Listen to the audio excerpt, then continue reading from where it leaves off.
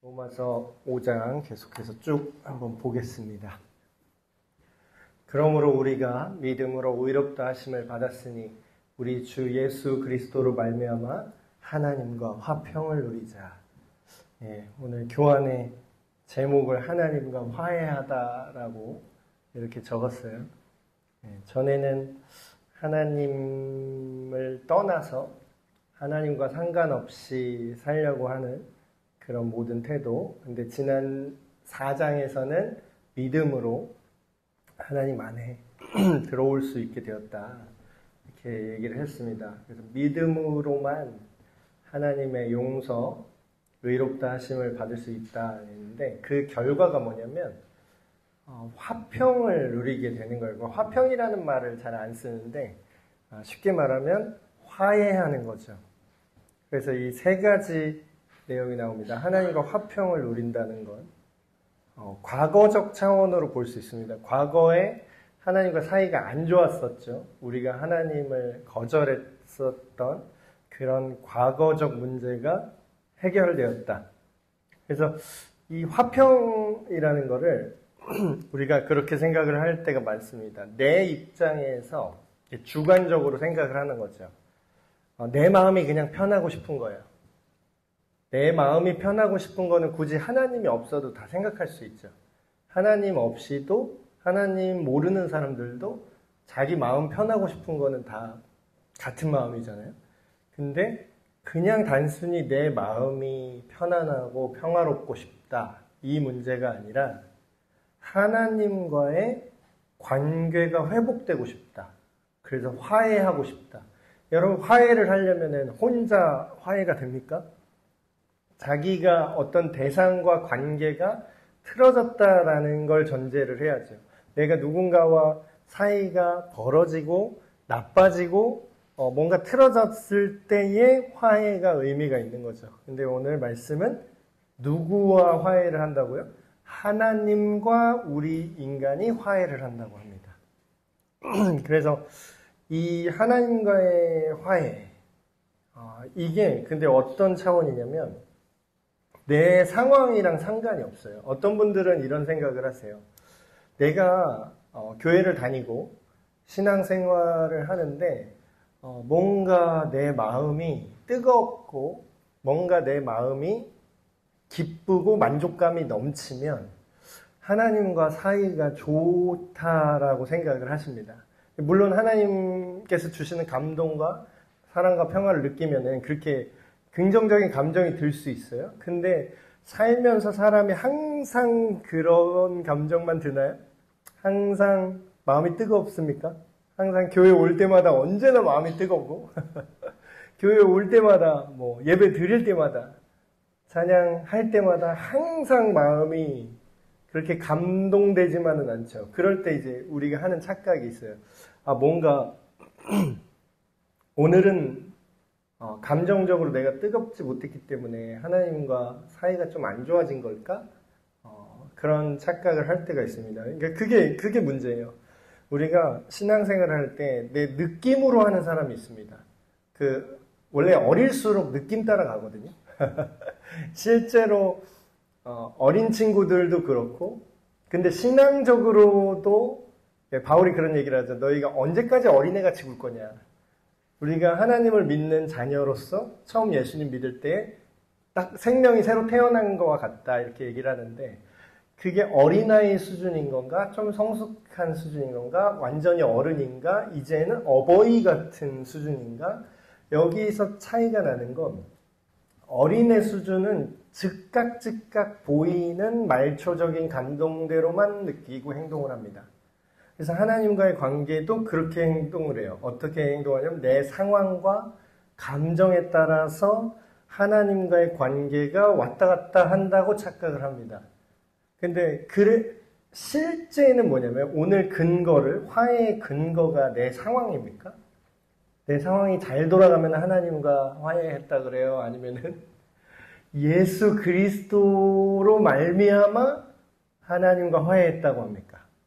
네. 그래서 성경을 읽는 게 왜 중요하냐면요. 성경을 읽는 행위 자체를 우상화하는 게 중요한 게 아니라 성경을 읽으면서 하나님이 뭐라고 했는지 그 근거를 알아내는 게 중요한 거예요.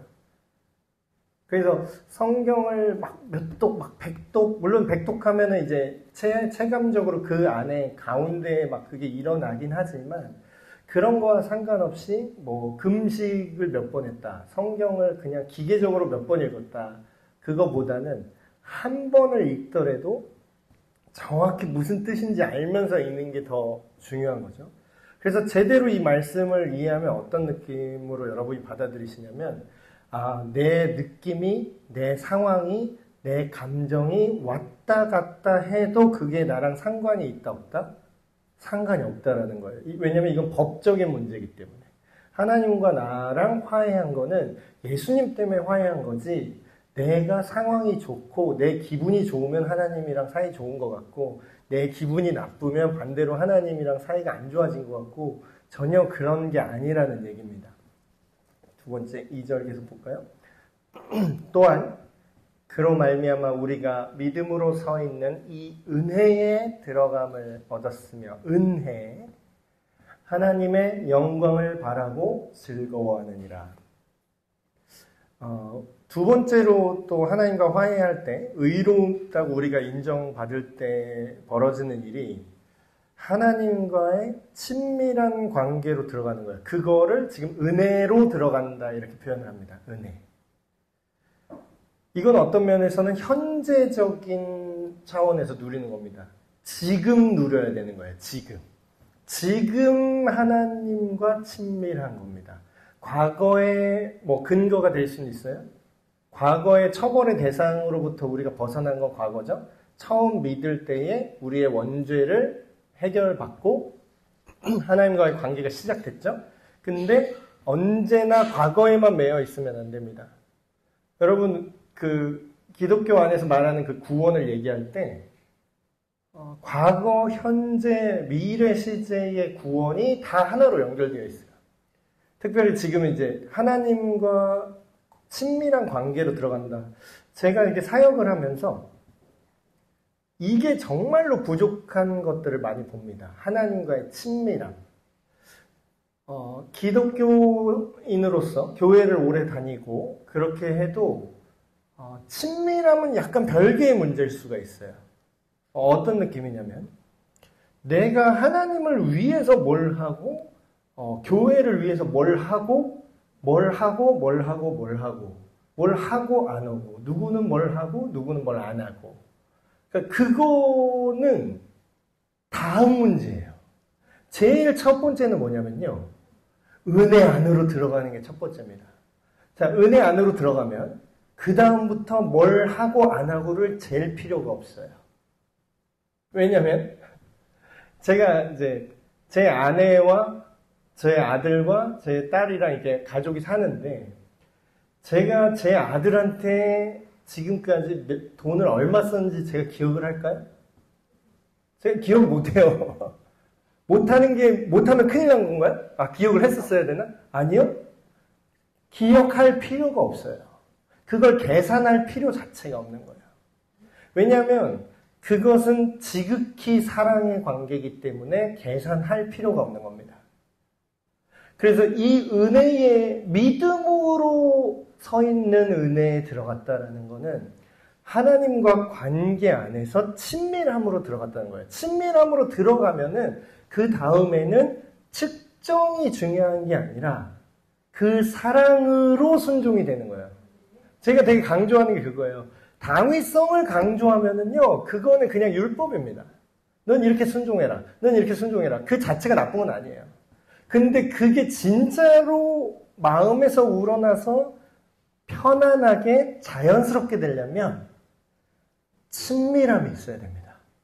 그래서 저는 이 교회 안에, 우리 믿음 안에 신앙의 그 접근하는 방식이 하나님과의 친밀함이 최우선이 되어야 된다고 생각을 해요. 그래서 이걸 가르치고 이거를 이해를 하면 나머지 것들이 다 제자리를 찾아요. 오히려 그 지켜야 될 규칙까지도요. 그래서 규칙을 지켜야 해서 지키는 게 아니라 내가 친밀하고 사랑하니까 존중과 존경으로서 하나님의 법들이 다 제자리에서 내가 지켜지게 합니다. 그걸 성경적으로 표현을 하면 율법의 요구가 자동으로 이루어지게 한다고요. 그러니까 해야 되니까 이거 안 하면 맞으니까 하는 게 아니에요. 주일날 교회 안 나오면 하나님한테 저주받을까봐 무서워서 주일 예배 나옵니다. 이게 아니라는 거예요. 그건 아직 이 은혜에 들어간다는 걸 이해를 못하는 겁니다. 은혜로 들어감. 그리고 여기 하나님의 영광을 바라고 즐거워한다라고 되어 있죠. 그거는 미래에 대한 거, 아직 오지 않은 걸 소망하는 거예요. 바란다고 하죠. 아직 오지 않았는데 그게 온 거나 마찬가지예요. 성경을 보면은 이런 표현이 상당히 많이 나옵니다. 하늘의 뜻이 하늘에서 이루어진 것 같이 땅에서도 이루어지이다라고 얘기해요. 이거는 뭐냐면 아직 이루어지지 않은 부분이 있거든요. 근데 이루어질 것이다요. 근데 단순히 앞으로 먼 미래에 이루어질지도 모릅니다. 이런 뜻이 아니라 무조건 그렇게 된다는 뜻이에요. 하나님의 영광을 바라고 즐거워한다는 건 하나님의 완성될 그 나라와 그분이 다스리는 그 선하고 완전한 다스림을 내가 확신하니까 즐거워한다는 거예요. 이게 예를 들면 이런 거죠. 로또에 당첨된 사람이 아직 당첨금을 안 찾았어요. 근데 당첨 번호는 500번을 내가 세봤는데 맞아요. 이 번호는 무조건 맞아요. 그러면 아직 농협에 가서 농협인가요? 어느 은행에 있을까 까먹었는데 그 당첨금을 받으러 가는 그 은행에 가기 전에 이 사람의 기분이 어떨까요? 아직 그 돈이 나한테 없지만 있는 거나 마찬가지예요. 이건 따놓은 당상이라는 거죠. 그러니까 뭐예요? 그 하나님의 영광스러운 그 아름다움, 그분의 선하심, 그분의 지혜, 그런 것들이 아직 이루어지지 않았는데 이미 얻은 거나 마찬가지니까 즐거워한다는 거예요. 그러니까 우리가 기독교 신앙은 이거를 맛보아 아는 정도에 달려 있습니다. 이거를 모르면 계속해서 시키는 대로 해야 되는 거예요. 근데 그마저도 잘 안 돼요. 왜냐고요? 진심이 아니니까. 생각해보세요. 시켜서 공부하는 애가 잘합니까? 자기가 하고 싶어서 죽겠는 애가 잘합니까? 네. 시켜서 하는 사람은 오래 못 가요. 쭉 보겠습니다. 다만 이뿐 아니라 우리가 환난 중에도 즐거워하나니 이는 환난은 인내를, 인내는 연단을, 연단은 소망을 이룬 줄 알미로다. 소망이 우리를 부끄럽게 하지 아니하면 우리에게 주신 성령으로 말미암아 하나님의 사랑이 우리 마음에 부은 바 됨이니. 이게 무슨 뜻이냐면 이게 앞에 게 여기까지가 되잖아요. 우리가 믿음으로 하나님의 의롭다 하심을 받아서 하나님과 화해하게 되면 이런 과정이 일어나는데 그 결과가 어떻다고요? 여러분, 상황이 좋고 잘 나갈 때 기뻐하는 거는 아무나 할 수 있습니다. 예수님 안 믿어도 기뻐할 수 있지 않아요? 예수님 안 믿어도 여러분이 상황이 잘 풀면 누가 슬퍼해요? 항상 괜찮죠. 근데 문제는 우리 인생을 살면서 항상 좋은 날이 100% 확률로 있지 않다라는 거죠. 무조건 나쁜 날은 옵니다. 상대적인 거니까. 무조건 고통의 시간은 있어요. 근데 어떻다고요? 이 앞에 게 된 사람은 환난 중에도 하나님의 나라를 즐거워하면서 그것을 바라보면서 기뻐하는 사람은 심지어는 어떻다고요? 환난이 와도 즐거워한다는 거예요. 그러니까 이게 그냥 단순히 구호가 아니라 기독교 신앙이 어떻게 우리 손에까지 왔는지를 역사적으로 보면은 이 말이 이해가 되실 겁니다. 생각해 보세요. 좋아서 하지 않으면은 그거를 못한다 그랬죠. 옛날에 기독교가 핍박받을 때 예배를 드리고 싶어서 사람들이 어떻게 했냐면 지하 무덤에서 살았어요. 그러니까 땅을 파고 땅 속에서 무덤, 그러니까 공동묘지에서 살았다고요. 그 밖을 나오지 않았어요. 그걸 누가 시켜서 할 수 있습니까? 정말 그걸 할 수 있겠어요? 오늘날 뭐 잘 모르는 애가 부모가 그냥 교회 나가라니까 나갈 수 있죠. 예, 그럴 수 있다고 쳐요. 근데 예보로 부모가 묘지에서 살라 그러니까 묘지에서 살라고 할 애가 있을까요? 아무리 모태신앙이 그냥 시키는 대로만 해서 자기 믿음이 아니라고 하지만 땅 파고 무덤에서 살려고 하면은 걔가 아무리 모태신앙이라도 살 수 있을 것 같아요. 진짜로 뭔가를 발견하지 않으면 맨정신으로 그렇게 살 수가 없어요. 근데 그게 한 대, 두 대 간 게 아니라 세기 단위로 몇 세대가 그렇게 땅속에서 살고 신앙을 지켜갑니다. 그러니까 그 사람들의 마인드는 이거예요. 환난이잖아요. 엄청난 고통이잖아요. 정상적으로 살 수가 없잖아요. 근데 왜 그렇게 할 수 있었을까요? 뒤집어서 생각을 해보십시오. 누가 목에 칼들이 됐어요? 그 사람 그냥 밖에 나가서 로마 황제가 그냥 주님입니다. 이 한마디만 하면은 밖에 나가서 편하게 살 수 있어요. 근데 왜 그걸 안 하고 미친 사람들처럼 그렇게 살았을까요? 하나님 앞에 이게 되니까 이게 가능한 거예요. 로마는 멸망할 것이나 하나님의 나라는 멸망하지 않고 로마 황제는 우리에게 영원한 생명을 줄 수 없고 참된 만족과 참된 선함을 구현할 수 없는데 하나님은 그 아들 예수 그리스도는 이거를 가능하게 한다는 걸 어땠어요? 누가 그냥 시켜서 한 거예요? 자기가 맛보 알았다라는 거예요. 자기가 경험한 거예요. 그래서 여기서 제가 기록한 환난이 주는 연쇄작용이 일어납니다. 연쇄작용. 어떤 연쇄작용이 있느냐?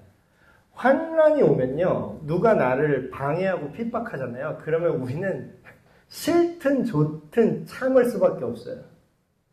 그거를 받아들이려면 참아야 돼요. 인내한다 그러죠. 근데 여러분, 인내가 주는 좋은 효과가 있습니다. 인내가 주는 좋은 효과가 뭐냐면요, 정말로 중요한 것에 집중하게 합니다. 여러분, 뭔가를 참고 인내해야 되는 상황이 오잖아요. 그러면 쓸데없는 걸 할 여력이 있을까요? 자동으로 가지치기가 돼요. 자동으로. 그래서 하나님께서 환난을 우리를 위해서 어떻게 사용하시는 경우들이 있습니다. 예를 들면은 교회도 마찬가지죠. 지금 우리 에베네셀 교회가 사실 뭐 그렇게 과거의 영광에 비해서 과거의 에베네셀 교회에 비해서 사실 그렇게 아주 괜찮은 상황은 아니잖아요. 근데 그럴 때 우리가 참고 견디고 과거에 비해서 이겨나가야 되는 부분이 있죠. 근데 그럴 때 어떻게 되죠? 우리는 정말로 중요한 것에 집중하게 돼요. 인내하는 과정에서. 어려움을 버텨나가는 과정에서. 지금 우리 어떻게 하고 있죠? 뭐 행사 많이 하나요? 다 가지치기 했어요. 다 가지치기 하고. 그럼 뭐에 집중하죠? 말씀을 배우고 그걸 통해서 하나님을 아는데 모든 에너지를 쏟고 있어요. 다른 건 다 가지치기 했어요. 이걸로 다시 시작해요. 그럼 뭐예요? 우리는 그렇게 필요한 것에 집중하게 합니다. 그런 인내는 어떤 걸 또 낳느냐? 연단을 낳는데요. 연단이 뭐냐면 이런 거죠. 연단이 우리에게 주는 그 이익이 뭐냐면 어려움을 이겨낸 후에 확신을 갖게 해요. 여러분 그 생각해 보십시오. 내가 어떤 것에 확신을 가지려면 내가 그걸 해서 어떤 어려움을 내가 극복해야 그것에 대해서 내가 확신을 할 수 있습니다. 자, 보세요. 밖에서 있는 사람들이 예수님을 믿을 수 없는 이유 중에 하나가 뭔지 아세요? 예수님을 믿을 수 없는 이유. 예수님을 통해서 무엇인가를 극복해 본 경험이 없어요. 그러니까 예수님이 아니어도 되는 거예요. 그쵸? 그러니까 예수님은 언제든지 다른 걸로 대체될 수 있어요. 다른 사람들. 근데 뭐예요? 예수님을 믿는 믿음으로 인해서 우리가 인내하고 또한 우리가 단련될 때 어때요? 그거를 이겨냈을 때 확신이 오죠. 그러니까 예를 들면은 산전수전, 공중전, 뭐 수중전 다 겪은 사람이 뭘 갖고 있을까요? 이렇게 하면은 다 헤쳐나갈 수 있어라는 확신이 있죠. 그게 가능하다는 걸 아는 거예요. 그 다음에 이어지는 연쇄는 연단을 받은 다음에는 소망이 자리를 잡습니다. 소망, 여기서 말하는 소망은 뭐냐면 앞에 인내와 연단을 통해서 우리 안에 쓸데없는 걸 다 날려버린다고 했죠. 쓸데없는 걸 다 날려버려요. 정말 핵심적인 것만 붙잡게 된다고 했잖아요. 그런 환난과 인내의 과정을 통해서 우리 안에 하나님이 아닌 다른 우상이 제거됩니다. 그게 제거되고 딱 남는 게 있어요. 이게 성경에 보면은 재련한다는 표현이 나오죠. 연단이 사실 그런 거죠. 철을 이렇게 쳐서 금에 이게 금덩어리에 이게 불순물이 있는데 이거를 불로 지져가지고 이 안에서 금이 아닌 거는 다 날려버리고 다 녹여버리고 금만 남기잖아요. 정금과 같은 믿음이다. 이런 표현도 성경에 많이 나오는데 여기서 다 날리고 남는 거는 뭐만 남냐면 하나님을 향한 소망과 확신만 남습니다. 그러니까 이게 기독교 신앙의 과정이라고 보면 돼요. 이렇게 짧게 이렇게 교리적으로 쓴 것 같지만 사실 우리가 예수님을 믿고 우리가 죽음까지 하나님 나라 가는 그날까지 가는 과정을 또 이렇게 표현할 수도 있죠. 근데 그 소망만 남는데 결국은 여기서 말하는 그 소망은 뭐냐? 그 소망의 형태는 결국 그거죠. 하나님의 사랑이 우리 마음속에 부어지는 걸 소망한다라는 거예요. 그러니까 이것도 아까 말했던 친밀함이랑 연결되는 부분인데 기독교 신앙에서 이거를 모르면은 모든 게 다 꼬여요. 자, 친밀함은 어떻게 다르게 말하면 어떻게 표현되죠? 사랑하는 정도입니다. 사랑하는 관계의 정도예요. 근데 제가 얘기했잖아요. 계속 강조해서 얘기하는 게 하나님을 사랑하십시오. 하나님을 사랑하십시오. 이렇게 얘기하면 또 하나의 율법이라고 제가 얘기했잖아요. 근데 그거를 우리가 하는 게 아니라 어떻게 해요? 성령께서 해주신대요. 근데 우리가 믿을 때에 우리가 이 하나님과의 의로운 관계, 화해하게 될 때에 성령님이 그걸 가능하게 하시는데 성령님이 하시는 일이 뭐다? 하나님의 그 완전한 사랑을 우리 마음속에 부어주신대요. 그래서 바울도 그런 얘기를 했죠. 그리스도의 사랑이 강권하시도다. 사랑이 나를 강력하게 권면하기 때문에 내 능력과 내 동정과 내 실력으로 사랑하는 게 아니라 뭐예요? 하나님의 사랑이 나한테 때려박아서 미어 터져서 넘쳐 나와서 내가 하게 된다. 이렇게 얘기를 해요. 그래서 이거를 성경을 하나님의 약속을 잘 알면 알수록 오히려 우리의 부담이 떨어집니다. 근데 이게 어설프게 알면은 신앙생활이 되게 부담스럽거든요. 약간 애매하게 알면 선무당이 사람 잡는다고 어설프게 알면 어떻게 해야 될 것 같아요? 뭔가 잘해야 될 것 같잖아요. 내가 사랑해야 될 것 같고 내가 착해야 될 것 같고 내가 안 싸워야 될 것 같고 내가 화내지 말아야 될 것 같고 근데 그거는 선무당이고 제대로 이 진리가 얘기하는 걸 말씀의 약속이 하는 거는 성령께서 그거를 가능하도록 우리 안에 막 부어주신대요. 그래서 제대로 믿으면요 오히려 더 쉬워집니다. 제대로 믿으면. 그래서 예수님이 그 말씀하잖아요. 내 짐은 내가 너에게 지어주는 짐은 쉽고 가볍다 이런 얘기를 해요. 근데 객관적으로 딱 밖에서 보면 되게 좁은 길이고 좁은 문이고 힘든 길이거든요.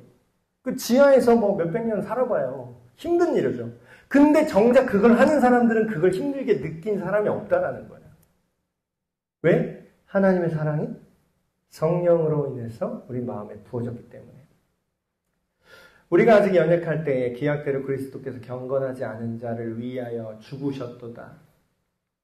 의인을 위하여 죽는 자가 쉽지 않고 선인을 위하여 용감히 죽는 자가 혹 있거니와 우리가 아직 죄인 되었을 때에 그리스도께서 우리를 위하여 죽으심으로 하나님께서 우리에 대한 자기의 사랑을 확증하셨느니라. 아멘.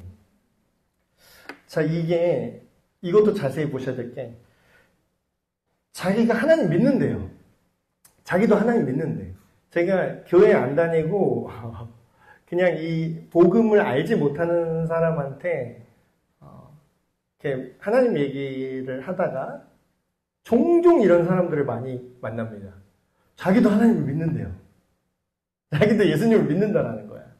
근데 이 말만 듣고 속으면 안 되는 게, 여기 이제 교환의 중간쯤에 제가 써놓은 거 보시면 자기 확신이 있는 사람들이 있어요.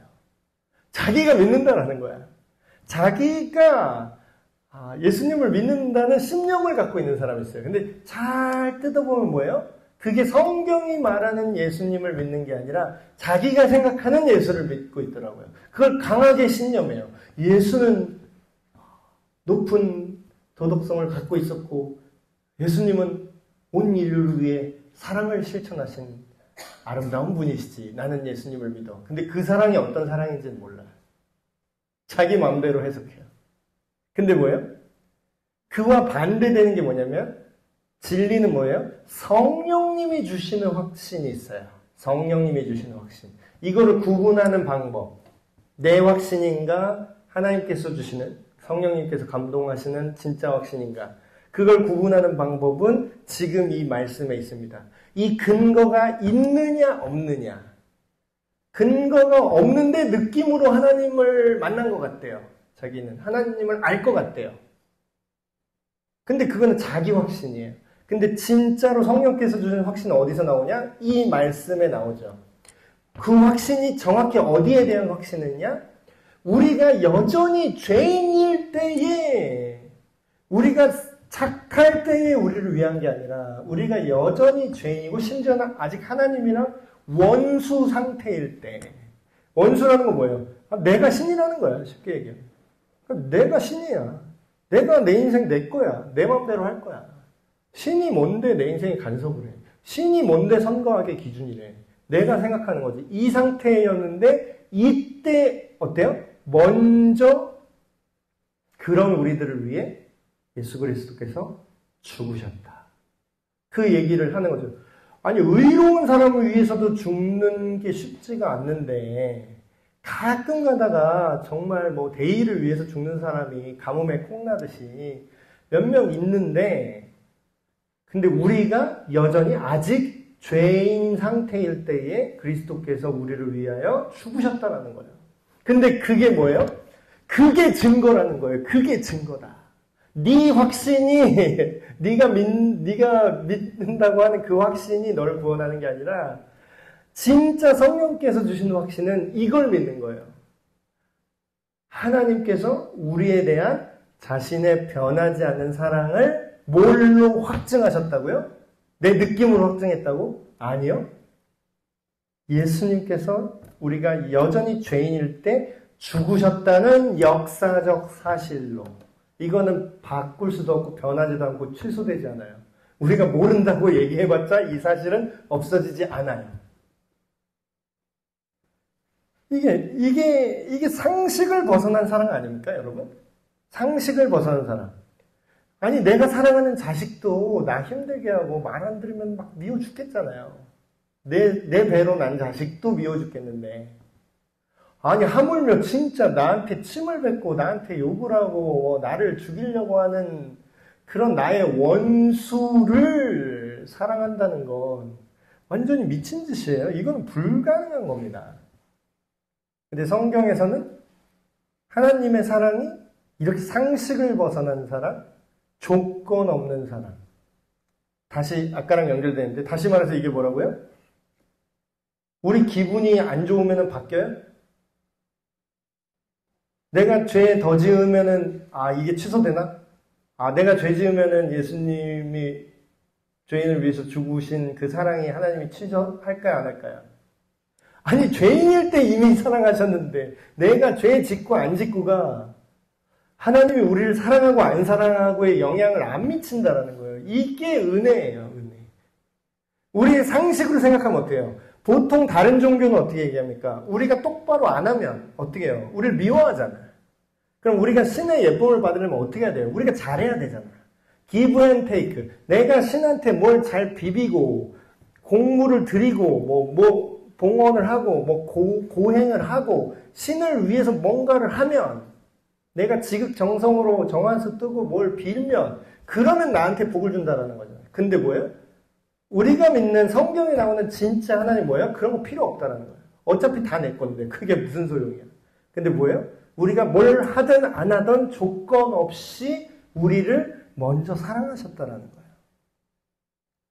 다음 쭉 보겠습니다. 그러면 이제 우리가 그의 피로 말미암아 의롭다 하심을 받았으니 더 그로 말미암아 진노하심에서 구원을 받을 것이니 곧 우리가 원수 되었을 때 그의 아들의 죽으심으로 말미암아 하나님과 화목하게 되었은즉 화목하게 된 자로서는 더욱 그의 살아나심으로 말미암아 구원을 받을 것이니라.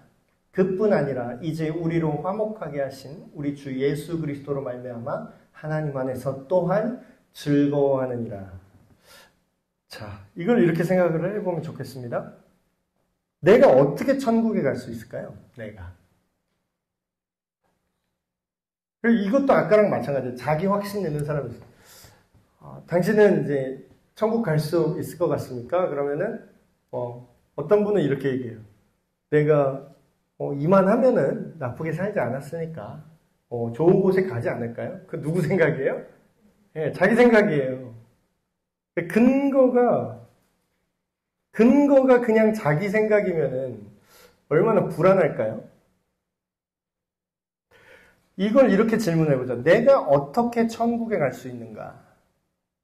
다른 말로 하면 천국을 너무 죽은 다음에 가는 장소로만 생각하니까 간다라는 표현을 하면 다른 말로 하면 어떻게 천국을 누릴 수 있는가? 이것도 같은 얘기죠. 뭐 때문에 내가 천국에 갈 수 있다고요? 생각을 해보세요. 우리가 원수 상태일 때 우리를 포기하셨나요? 원수일 때도 우리를 포기하지 않으셨다고 그러죠. 지금 말씀에. 제가 그냥 우기는 게 아니라 지금 그렇게 써 있잖아요. 근데 하물며 원수가 되었을 때에도 그 아들을 생명을 내어주시면서 사랑했는데 이제 우리가 어떻게 됐다고요? 그걸 믿는 믿음 안에서 의롭게 되었고 의롭게 여겨주셨고 그 믿음으로 어떻게 됐다고요? 하나님이랑 화해했어요. 그럼 뭐예요? 원수일 때도 우리를 사랑했는데 하물며 지금 우리가 화해했고 하나님의 자녀가 됐고 하나님의 친구가 됐는데 그러면 그때 우리를 포기할까요? 하나님이? 예, 여기서 나온 거예요. 한 번 구원은 취소되지 않는다라는 교리가 여기서 나온 겁니다. 예. 우리가 어떻게 하고 안 하고에 따라서 우리의 구원이 왔다 갔다 하는 게 아니라 우리의 구원은 누구한테 있다고요? 예. 우리를 사랑하는 하나님 손에 주어졌다라는 거죠. 그래서 우리를 이제 화해하게 하신 예수 그리스도 안에 우리가 있다면, 연결됐다면 우리가 어떻게 한다고요? 즐거워할 수밖에 없다라는 거예요. 쭉 보겠습니다. 그러므로 한 사람으로 말미암아 죄가 세상에 들어오고 죄로 말미암아 사망이 들어왔나니 이와 같이 모든 사람이 죄를 지었으므로 사망이 모든 사람에게 이르느니라. 이거는 눈치 딱 채시겠죠? 이 한 사람은 누굴까요? 네, 아담입니다. 아담. 첫사람. 최초의 사람이 죄를 범해서 죄가 이 세상에 들어왔다 그러죠? 네, 죄의 시작을 얘기하는 거예요. 죄의 결과로 죽음이란 개념이 생겼습니다. 근데 지금 우리가 사는 세상에서 죽는다는 건 되게 자연스럽죠. 근데 처음부터 그러진 않았다라는 거예요. 그러니까 여기 이제 교환에 써 있는 거로는 이거 쭉 본 다음에 얘기할게요. 죄가 율법이 있기 전에도 세상에 있었으나 율법이 없었을 때에는 죄를 죄로 여기지 아니하였느니라. 그러나 아담으로부터 모세까지 아담의 범죄와 같은 죄를 짓지 아니한 자들까지도 사망이 왕노릇하였으니 이게 무슨 소리예요? 소리냐면 이겁니다. 제가 선악과 안 먹었잖아요. 제가 안 먹었어요. 아담이 먹었잖아요. 아담이 불순종했잖아요. 제가 태어나자마자 응애 태어났는데 내가 하나님이 누군지 알 바가 아니고 모르는데 제가 어떻게 불순종을 합니까? 이 얘기를 하는 거예요. 근데 뭐예요? 아담처럼 직접적으로 범죄하지 않은 사람들에게도 뭐예요? 죽음은 찾아왔다는 거예요.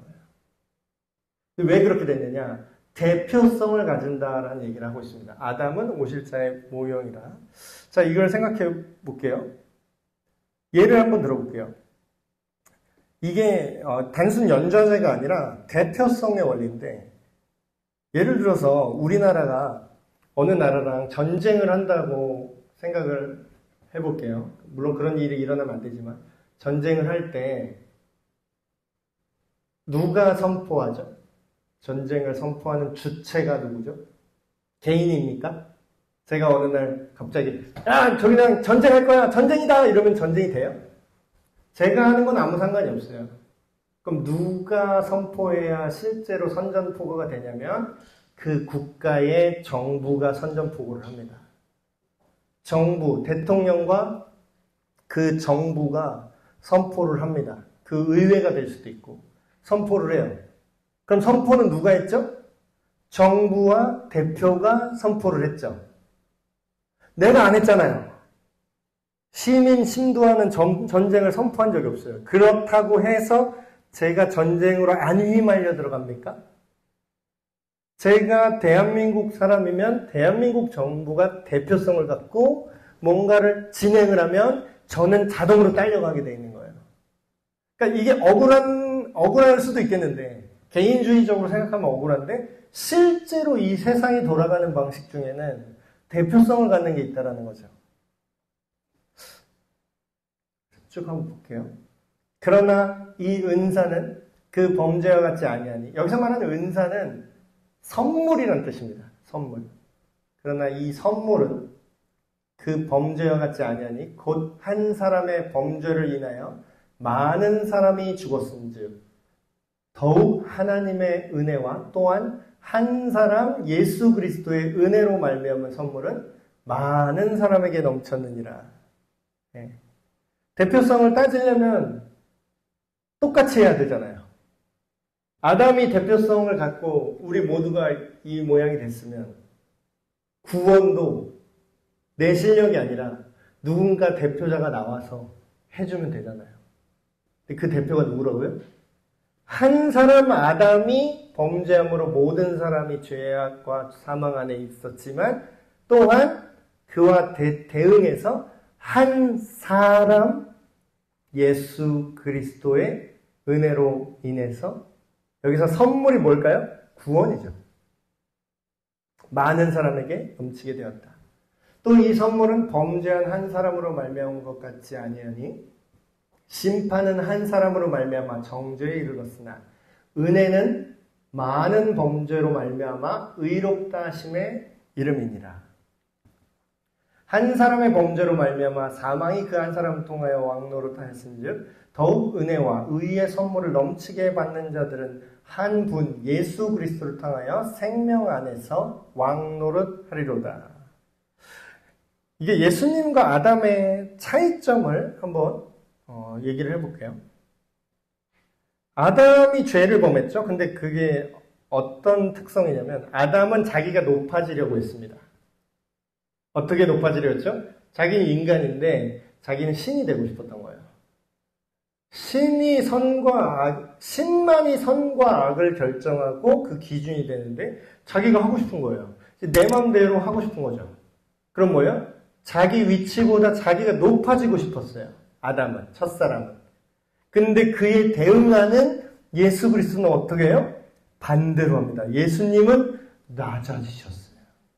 신이신 하나님께서 인간의 모습으로 오셨어요.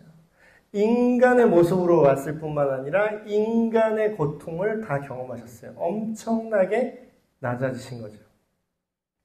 아담은 빼앗으려고 했어요. 뭘 빼앗아요? 하나님의 권한을 자기가 빼앗고 싶었어요. 근데 예수 그리스도는 어떻게 해요? 오히려 자기를 주셨어요. 정반대로 하는 거예요. 그러니까 이게 하나님이 그냥 대충대충 그냥 없던 일로 하자, 그냥 봐줄게, 이런 게 아니에요. 정확하게 잘못한 거를 정확하게 그 반대로 행동하게 함으로써 그거를 균형을 맞춰줍니다.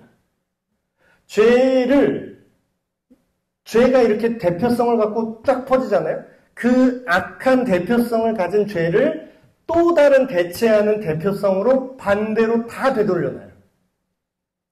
보세요. 아담은 죽음을 줬죠. 근데 예수님은 뭘 주죠? 생명을 주십니다. 아담은 우리와 육체적 연관성, 그러니까 쉽게 말하면 유전적으로 연결된, 생물학적으로. 사람들은 원숭이에서 우리가 됐다고 그러지만 실제로 성경적으로 말하면 어떻게 해요? 아담은 우리의 생물학적인 조상이에요. 우리는 육체적으로, 생물학적으로 아담과 연결이 되었었어요. 근데 뭐예요? 우리는 예수님과 어떻게 연결이 된다고요? 믿음으로 연결된다는 거예요. 믿는 자는 예수님과 연결된다는 거예요. 이 내용을 인정하고 믿는 사람은 이 안으로 들어온다는 겁니다. 그러면 어떻게 된다고요? 예수 그리스도를 통하여 생명 안에서 왕노릇하게 된다. 다음 보겠습니다. 그런즉 한 범죄로 많은 사람이 정죄에 이른 것 같이 억울할 거 없어요. 왜냐하면 그대로 한 의로운 사람의 행위, 여기서 말하는 한 의로운 사람은 예수 그리스도죠. 한 의로운 행위로 말미암아 많은 사람이 의롭다 하심을 받아 생명에 이르렀다. 한 사람이 순종하지 아니함으로 많은 사람이 죄인 된 것 같이 한 사람이 순종하심으로 많은 사람이 의인이 되리라. 이게 그 얘기입니다. 대표성을 갖는 거는 아담과 예수님이랑 공통점이에요. 대표성.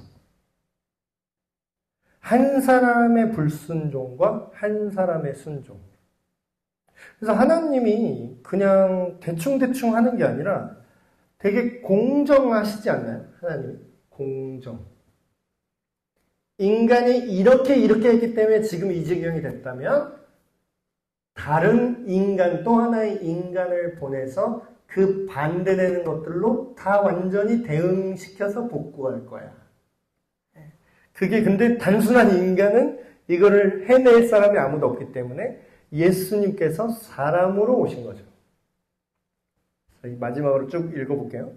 율법이 들어온 것은 범죄를 더하게 하려 함이라. 이걸 좀 오해할 수가 있는데 번역체라서 이게 애매하게 써 있는데 쉽게 풀이하면 이런 뜻입니다. 율법의 기준이 들어왔다라는 거예요. 뭐가 선인지 악인지 쭉 이렇게 우리한테 딱 제시를 한다라는 거죠. 예를 들면 10계명이라는 거. 쭉 제시를 했어요. 그럼 뭐예요? 아니 그건 좋은 건데 왜 범죄가 더해졌다는 겁니까? 10계명이 나쁜 얘기가 하나도 없잖아요. 근데 10계명이 온 게 뭔가 범죄하게 했다 이렇게 오해할 수가 있어요. 근데 이거는 이렇게 이해하시면 돼요. 그 10계명 같은 하나님의 법이 딱 오니까 우리의 삶이 어때요? 확 대비가 되지 않나요? 자, 하얀 도화지에 점이 가운데 딱 찍혀 있어요. 그러면 어때요? 그 점이 너무 잘 보이죠? 근데 막 회색 옷에 점 어디 찍혀도 잘 보이지도 않아요. 그럼 뭐예요? 율법의 기준을 쫙 사람들한테 제시했다는 건 뭐예요? 내가 죄가 있구나라는 걸 선명하게 알게 해준다는 거예요. 그래서 내가 죄가 있구나라는 게 확실히 인식되게 한다는 거예요. 그거를 범죄가 더하게 한다 이렇게 표현을 했는데 그러나 뭐예요? 그 반대 개념이죠. 죄가 더한 곳에 은혜가 더욱 넘쳤다. 이걸 오해하시면 안 돼요. 어차피 죄를 많이 지어도 예수님이 봐줄 거니까 그게 은혜가 넘쳤다는 뜻이구나. 이게 아니에요. 오히려 그 반대입니다. 내가 그 선명한 기준에 딱 됐는데 내가 너무 검은 거야. 흰 옷을 딱 입혀놨더니 내 얼굴이 되게 검해 보여. 내 손이 깨끗한 곳에 딱 찍으니까 내 손이 너무 더러운 거야. 흙바닥에 찍을 때는 티도 안 났는데. 그럼 뭐예요? 죄가 되게 극명하게 드러났죠. 죄가 더했다는 건 죄가 드러났다는 뜻입니다. 죄가 더 잘 보이게 드러났어요. 근데 하나님이 그거를 용서하시고 그걸 해결하신 은혜가 그럼 어때요? 더 잘 보이는 거예요. 그러니까 이게 무슨 뜻이냐면 복음 전하기 제일 어려운 사람이 어떤 사람이냐면요. 나는 아무 문제 없다는 사람이 제일 전하기가 어렵습니다. 그러니까 어설프게 착하게 산 사람들, 어설프게 깔끔하게 산 사람들한테는 복음이 들어가기가 더 어려워요. 왜냐하면 저게 안 일어나거든요. 내 죄가 극명하게 보이지가 않아요. 근데 그러면 어때요? 이 정도면 나름 괜찮은데 예수님이 나를 위해서 뭐 죽으셨다고? 그러니까 그게 은혜가 느껴져요, 안 느껴져요? 별로 안 느껴져요. 근데 뭐예요? 죄인, 심각하게 자기가 죄인이라는 걸 인식해요. 너무 내가 검구나. 근데 어때요? 그럴 때에 진짜 어두울 때 빛이 더 밝죠. 예, 그 얘기를 하는 거예요. 율법을 통해서, 하나님의 법을 통해서 우리가 죄인인 것을 자꾸 깨닫고 인식하면 어때요? 그 죄가 분명하게 보이는 그 상황에서는 은혜가 예수님의 희생과 사랑과 용서가 어때요? 더욱더 크게 느껴지고 넘친다라는 거예요. 이는 저희가 사망 안에서 왕 노릇한 것 같이 은혜도 또한 의로 말미암아 왕 노릇하여 우리 주 예수 그리스도로 말미암아 영생에 이르려 함이라. 아멘. 여러분 죄 안에 있으면요,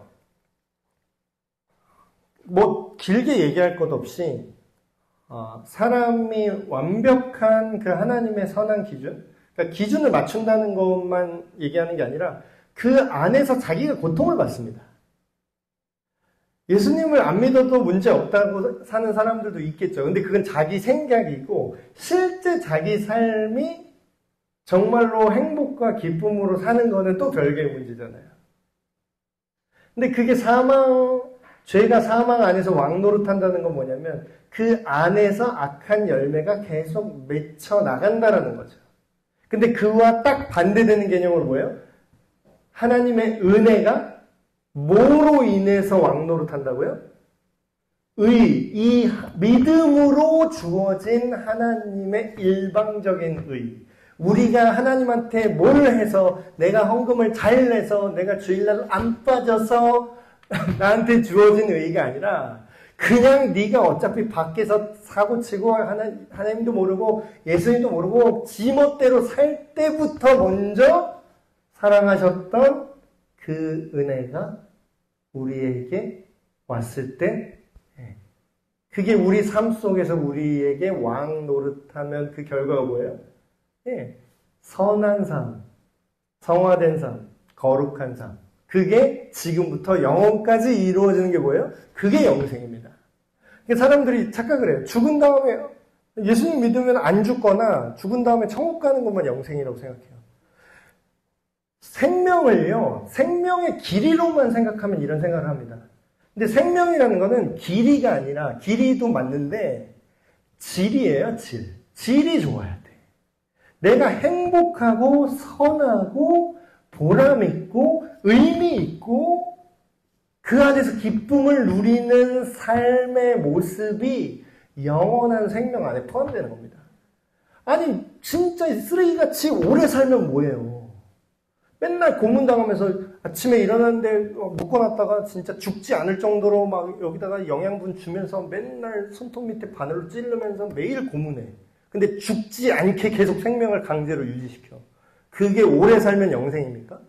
그거는 살아있으나 죽은 인생이에요. 그러니까 제발 죽여줘 그러잖아요. 그런 고통을 겪는 사람은 빨리 죽고 싶죠. 왜냐하면 생명이 길수록 뭐예요? 고통만 길거든. 그건 영생이 아니에요. 영생은 행복하고 기쁘고 만족스러운 인생이 길어야 영생인 겁니다. 근데 예수 그리스도 안에 있는 은혜가 영원한 생명에 이르게 한다고 이렇게 말씀하고 있습니다. 오늘 이렇게 마지막 5장 끝까지 이렇게 우리가 나눴는데 이것만 얘기하고 우리 기도하고 마치겠습니다. 예수님은요, 우리의 일종의 법률 대리인이라고 보면 됩니다. 법률 대리인. 변호사일 수도 있고. 그러면 우리가 직접 안 나서도 돼요. 대리인이 모든 걸 합니다. 그래서 실제로 당사자는 출석도 안 할 수도 있어요. 법원에 출석조차 안 해도 돼요. 법률 대리인이 대신 가서 얘기를 듣고 변호도 하고 알아서 해결합니다. 그러니까 예수님을 내가 믿는다라는 거는 이 내용을 믿는다라는 거예요. 내 신념대로 예수는 이런 선한 분이니까, 이런 사랑이 많은 분이니까 나를 그냥 사랑해 줄 거야. 나도 내가 잘 해주면, 이런 예수님한테 사바사바 잘하면 날 천국에 보내줄 거야. 이게 아니라 이런 존재라는 걸 믿는 거예요. 그분의 의로우심 때문에 우리가, 원래 우리는 하나님 앞에 진짜 거렁뱅이인데 뭐예요? 일종의 하나님이 우리를 측정할 때에 누구 기준을 측정한다고요? 우리가 예수님 안에 있으면 예수님이 하신 순종으로 우리를 측정하신다는 거예요. 그게 의롭다고 여기시는 거예요. 그럼 뭐예요? 예를 들면 우리를 평가하는데 뭐 계좌로 우리가 순종의 가치로 하나님 앞에 평가를 받는데 우리의 순종으로 평가받는 게 아니라 누구의 순종으로 평가받는다고요? 예수님의 순종으로 우리를 평가하신다는 거예요. 그러기 때문에 우리가 천국에 갈 수 있는 겁니다. 내가 좀 착했다고, 내가 뭐 했다고, 그런 거를 생각하면은 이 은혜를 제대로 이해하지 못한 거예요. 오히려 내가 뭘 했기 때문에 난 용서받았다, 이렇게 생각하는 사람은 용서를 받지 못했을 확률이 큽니다. 자, 들으신 말씀 기억하시면서 우리가 두 가지 제목으로 기도하셨으면 좋겠는데, 첫 번째 기도할 제목은 이걸 기억하세요. 우리가 여전히 죄인일 때 먼저 사랑하셨어요. 그러니까 내가 이거를 알면은 전전긍긍하지 않게 됩니다. 하나님 앞에. 그 자유를 누리게 돼요. 근데 그 자유라는 게 내가 깽판 쳐도 하나님이 알아서 다 해주겠지, 이게 아니라 내가 죄를 앞으로 더 지을 수 있겠구나, 이 자유가 아니라 내가 죄인일 때도 나를 사랑하신 그 사랑이 너무나 고맙고 너무나 감사하고 안정감을 주기 때문에 내가 그 얼굴에 더 이상 침을 뱉기가 죄송해요. 내가 죄를 짓기가 되게 미안해져요. 설령 내가 때때로 죄를 지을 때 너무너무 죄송해요. 근데 그때도 다 해결하셨다는 거예요. 그 전에도 해결하셨는데 믿은 다음에 해결 안 하실 게 아니라고 그랬잖아요. 이거를 의지하고 신뢰하는 게 구원받는 믿음입니다. 이걸 붙드셔야 돼요. 그래서 우리가 좀 뻔뻔할 필요가 있어요. 죄 지었으니까 못 나올 것 같아요. 하나님 어때요? 아니요, 그랬으면 옛날에 못 나왔지. 여전히 죄인일 때에도 먼저 우리를 사랑하신 그 하나님 너무나 감사합니다. 하나님께 감사하는 그 기도를 첫 번째 드리시면 좋겠고요. 두 번째 기도는 모든 인류를 대표해서 우리가 평생 해도 할 수 없는 그 순종을 보여주신 그 예수님의 은혜로 살게 해주십시오. 내가 이렇게 살겠습니다는 나중 문제예요. 내가 그렇게 못 살아요. 못 사니까 어떻게 하셨다고요? 예수님이 그렇게 하셨다고요. 그럼 이제 내가 사는 거는 내 실력으로 사는 거라는 거예요? 아니죠. 예수님이 은혜로 날 살게 하셨기 때문에 예수님의 은혜로 내가 선하게 사는 겁니다. 내 실력으로 못 살아요. 예수님의 은혜로 거룩해지는 겁니다. 예수님의 은혜로 감사하면서 그 사랑이 내 마음속에 부어져서 내가 착해지고 내가 한 절이라도 사랑하게 변화가 된다는 겁니다. 예, 이 두 가지 기도 제목을 가지고 우리 함께 한 마음으로 하나님 앞에 기도하시겠습니다. 하나님 아버지, 우리가 여전히 죄인일 때, 하나님을 알지 못하고 복음도 알지 못할 때부터 이미 우리를 위하여 십자가에 그 모든 고난을 감수하시고 우리를 향한 하나님의 사랑을 확증하신 그 사랑의 하나님을 우리가 만나길 원합니다. 또한 그것을 붙들고 신뢰하길 원합니다. 하나님, 우리의 어떠함이 아닌 하나님의 일방적인 주권으로, 하나님의 일방적인 사랑으로 우리를 사랑해 주신 그 사랑을 다시 한번 기억하게 하여 주시옵소서. 그 사랑에 감사하게 하여 주시옵소서. 하나님, 이 놀라운 진리를 우리 마음속에 심어주셔서 우리로 하여금 불안하거나 떨리지 않게 하시고 언제나 그 사랑으로 만족하고 그 사랑이 우리 마음속에 부어져서 그 사랑을 닮아서 우리도 선하고 아름답게 살아가는 주님의 자녀 되게 하여 주시옵소서. 또한 우리가 할 수 없는 그 모든 인류의 죄를 대신 지고 모든 인류를 대표해서 순종하신 예수님의 은혜를 다시 한번 깨달아 알게 하여 주시옵소서. 우리가 흉내낼 수조차 없는 그 주님의 순종과 그 주님의 은혜를 우리가 힘입어 살길 원합니다. 우리가 하는 순종은 우리의 의로 할 수 있는 것이 아니라 오직 예수님의 은혜를 붙들고 살아갈 때에 순종하게 됨을 고백합니다. 하나님, 예수님의 은혜를 경험하여 내가 하는 순종을 자랑할 것이 없게 하시고 내가 하는 모든 거룩하고 영적 위로 보이는 모든 삶의 모습들조차 주님 앞에 무익한 종입니다. 마땅히 할 바를 하였을 뿐입니다. 예수님의 은혜로 이것을 가능하게 하신 그 사랑에 감사를 드립니다. 사랑이 강건하게 하셔서 그 주님의 사랑을 내 마음에 가득히 부어주셔서 내가 그 은혜로 살아갑니다. 이제는 나의 의로 살아가는 것이 아니라 예수님의 은혜로 살게 하여 주시옵소서. 은혜로 살아서 다른 이와 비교하지 않게 하시고 다른 사람을 정죄하지 않게 하시고 각자 믿음의 분량대로 주님의 은혜를 바라며 주님의 은혜를 붙들고 살아가는 우리 예배베셀 교회 되게 하여 주시옵소서. 하나님 아버지, 오늘 로마서 말씀을 통하여서 하나님과 화해하게 된 우리의 그 현실에 대해서 다시 한번 알게 하심에 감사를 드립니다. 내 느낌대로 믿는 것이 아니라 내 추측대로 믿는 것이 아니라 변하지 않는 영원한 하나님의 행하심과 하나님의 그 약속을 붙듭니다. 이미 우리를 위해서 아직 죄인 되었을 때조차 그 사랑을 확증하신 주님의 사랑, 그 예수 그리스도의 십자가의 은혜를 붙들게 하시고 그 은혜를 묵상하게 하시고 날마다 그 은혜가 오늘의 은혜가 되게 하셔서 이제부터 영원까지 주님께서 자랑하는 그 자녀로 주님의 마음을 시원케 해드리는 자녀로 거룩하고 선하고 아름답게 살아가는 우리 모두가 되게 하여 주시옵소서. 우리 주 예수 그리스도의 이름으로 기도하옵나이다. 아멘.